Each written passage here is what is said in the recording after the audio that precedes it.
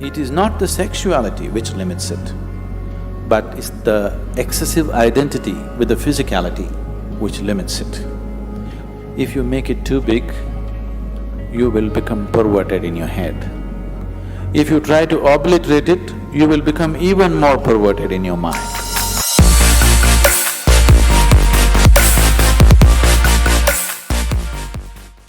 A 92-year-old man went to his doctor for a full medical checkup.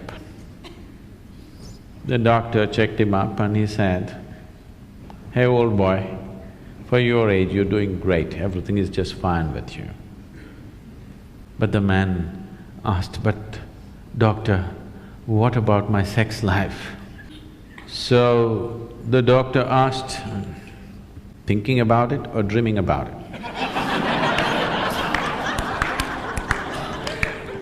The more you try not to think about something, the more you will think about it. This is the nature of the mind. So there are many reasons why one indulges in sex. For some, it is just pleasure. For some, it is a way of building this bond and companionship. Otherwise, people feel they're going away from each other. They may be just fine, but a lot of people, it is psyched in their mind that if they're not sexually involved, they're actually moving away. Not true. You can be very close to somebody and need not be involved in any physical manner, isn't it? But societies are psyching, especially in this part of the world, people are hugely psyched.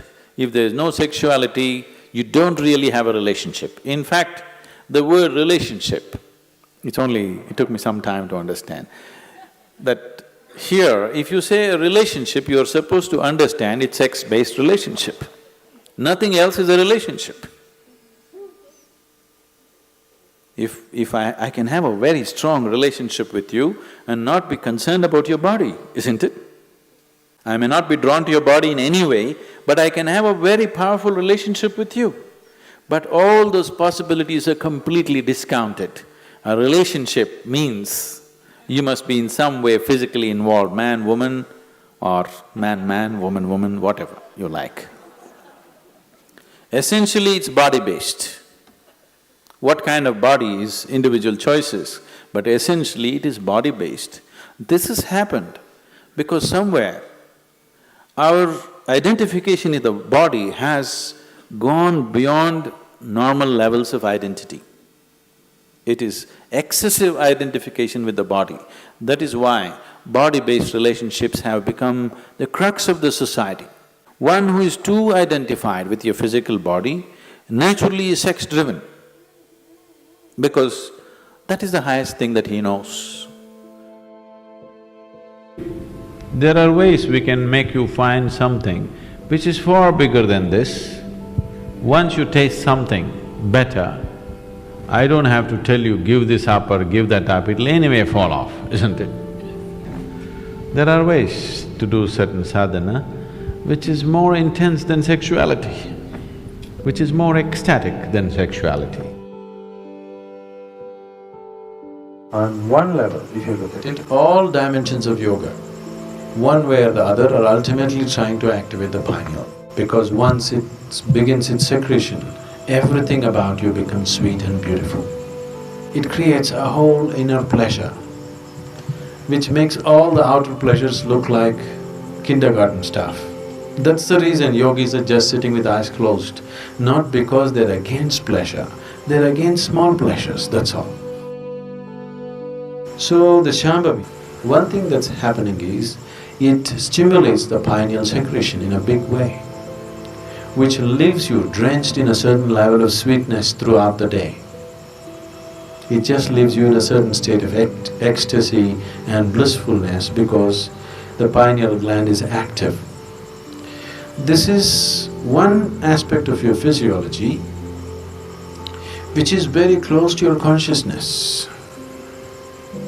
The rest of the physiology is about survival, but pineal gland is one aspect of your physiology which is very, very close to transcending the physical. In the yogic traditions, this sweetness is referred to as amrita or the ambrosia or the elixir of life. One drop, if it comes into the system, suddenly the whole system just cools down, the whole system is lubricated, functions at ease. The desperation in the system is gone. The desperation in the mind is gone. So, ambrosia means you found your own pleasure. If you're extremely joyful within yourself, you found the amrita within yourself. You're an extreme state of pleasantness. Now, being with people, not anymore about squeezing pleasure out of them. Being with people is just being with them. Only now you're truly capable of love. Otherwise, it is just a open sesame trick. I love you means, whether they believe you or not, for that moment they make themselves believe you. Because they are also in need of something, you're also in need of something. Isn't it? It's like Alibaba under 40. Open sesame means it opens. This is just like I love you means many things open up. Now, by doing this, I'm not saying it's right or wrong, that's the way people conduct their life, there's nothing to it. But by doing this, the true possibility of knowing an intense sense of love within you is lost. You're here constantly looking, what can I get out of this person, what can I get out of that person? This is a con job. It's called a love affair. But it's a con job. But if you are extremely ecstatic by yourself, when you're being with people, it's about sharing your ecstasy. It is about, if they are not touched by it, somehow to touch them with it, rather than seeing what you can squeeze out of them. The whole fundamentals of your life will change.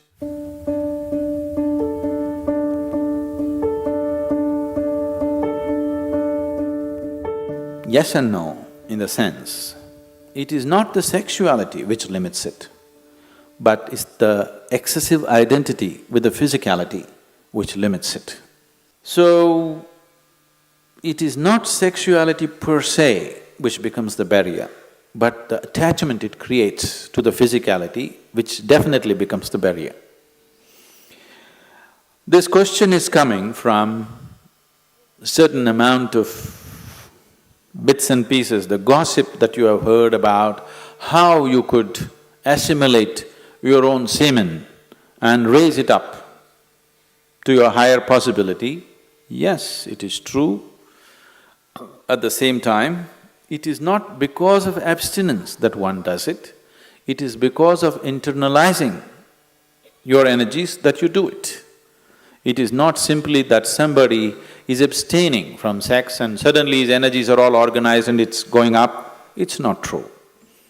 If your energies get organized and begin to move up, the need for sexuality may evaporate for you, but it doesn't leave you incapable. It doesn't leave you impotent, but the need is gone. It is just no more a compulsive thing. And it is not just this one thing, all compulsiveness is lost. Essentially, most of the sexuality that's happening on the planet is happening because of a certain compulsiveness, isn't it? It's a compulsive drive. When you become conscious, when all compulsiveness disappears, this also disappears. It is just that because people are so body-oriented, they're always thinking spirituality versus sexuality. They are not connected. They are not connected. One is of the body, another is of a different dimension. It is simply because people are because religions of the world, moral schools and the ethical schools have been always speaking against it, it has become such a big issue in people's minds. They think the only way to know something beyond is, you must be away from this.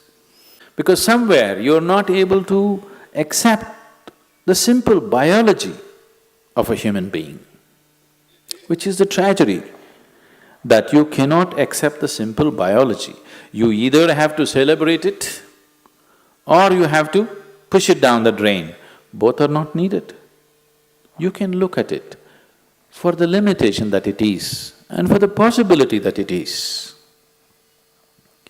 So, if because of the impurity of sex, your spirituality is going to get disturbed, I want you to know that your very birth is impure. When you come from such an impure birth, where is the possibility for you? There is no possibility for you. Only if you fell from somewhere else, if the stoke dropped you, there is some possibility of you becoming spiritual. If your mother had a normal birth, you have no possibility.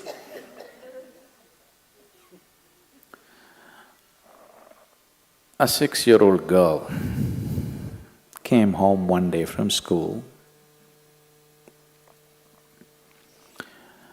and asked, "Mama, how was I born?" The mother was embarrassed. She said, "A stoke dropped you." She said, "Okay."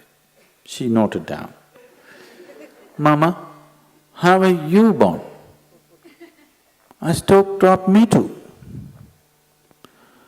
"Mama, how was grandmama born?" "A stoke dropped her too." Then the girl became serious and she went down and sat down and started writing something in her homework. Then the mother was feeling uncomfortable, she finished her cooking and then the girl had finished her homework and left the book there, she went and read. So the essay was about the family tree. So the girl had written, "For 3 generations in my family, nobody had a natural birth."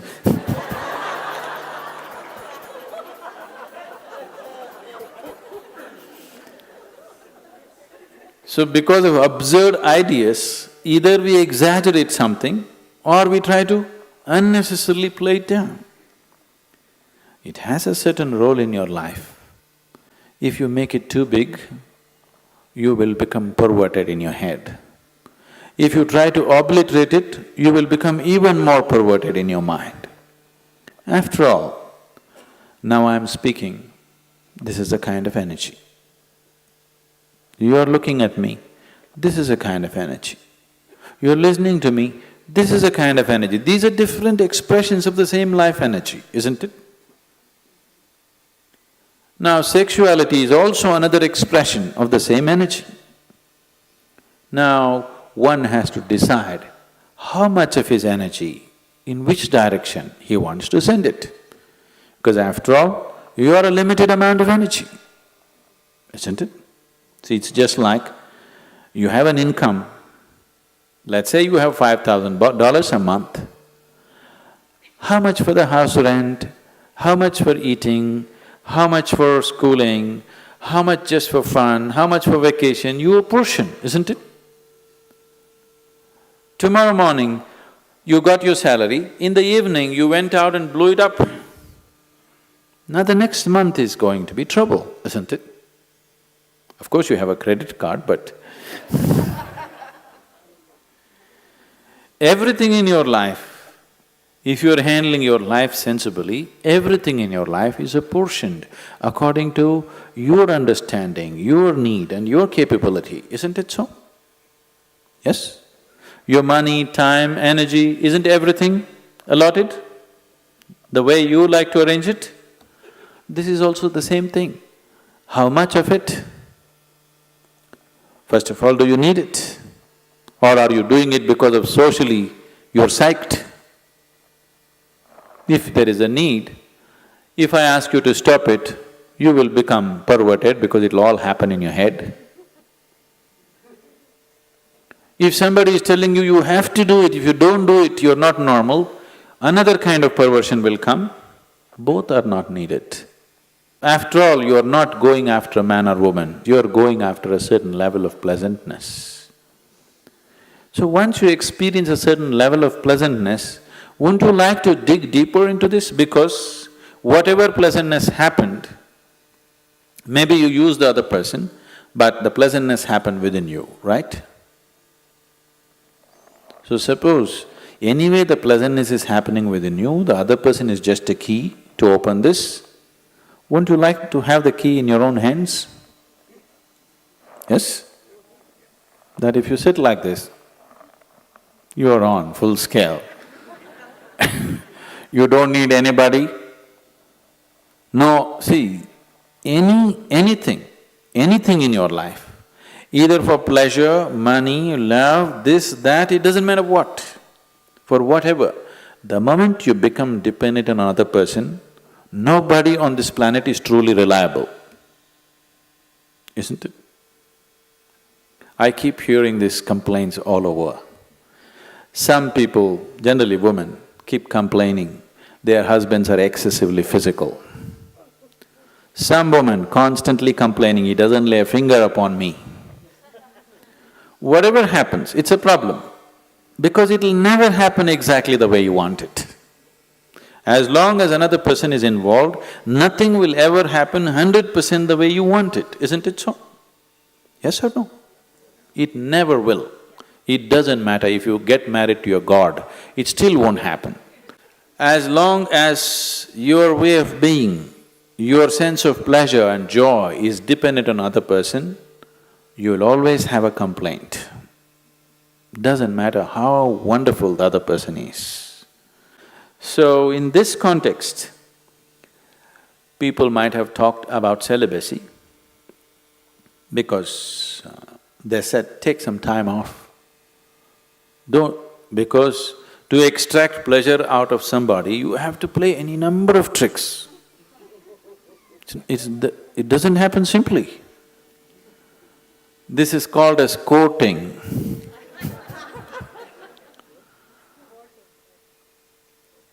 Once you go to the court, the judgment day will come. It takes enormous amount of time, effort, energy, and all kinds of other things, frustrations, jealousies, problems, everything attached to it. So somebody said, take time off from those things and see if this could be internally generated, and then being with people will become more out of your love than out of your need, which is definitely a better way to be with people, isn't it? It is definitely a better way of honoring another human being, isn't it so? Give this a little more attention. Instead of paying attention to that one and that one and that one, give this one a little more attention. It will produce much more pleasure than any other one can produce for you.